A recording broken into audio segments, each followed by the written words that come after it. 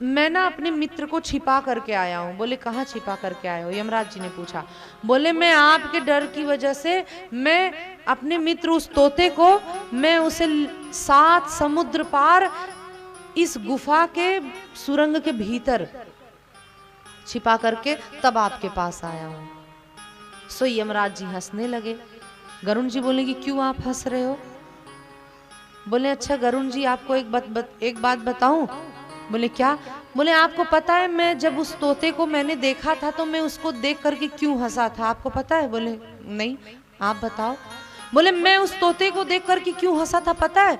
मैंने उसको देख करके इसलिए हंसा, मैंने सोचा कि इतना छोटा सा तोता, इसकी मृत्यु 7 समुद्र पार 7 समुद्र पार एक गुफा के एक सुरंग के भीतर एक बिल्ली के खाने से होगी।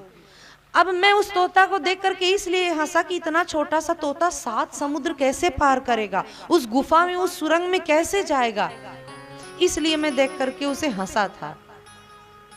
लेकिन आप तो उसे मृत्यु के मुंह में पहुंचा आए। आप खुद अपने मित्र को भाई 7 समुद्र पार उस गुफा के बिल के भीतर सुरंग के भीतर जहां पे एक बिल्ली के खाने से उसकी मौत होगी, आप तो उसे वहीं पे लेकर के गए, पहुंचा आए। गरुण जी बोले हे राम गलती हो गई मुझसे। बोले पीछे देखो वो आ भी रहा है, मतलब उसकी मृत्यु हो चुकी है, आप उसको छोड़ करके आए, एक बिल्ली ने उसको खा लिया। गरुण जी ने जैसे ही पीछे देखा तो वो तोताराम आ रहे थे।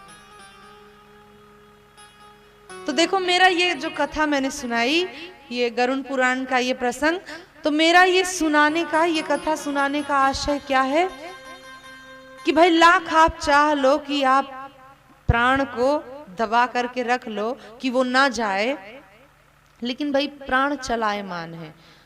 आप उसे लाख सोच लो कि ये ना जाए, लेकिन वो रुकने वाला नहीं है।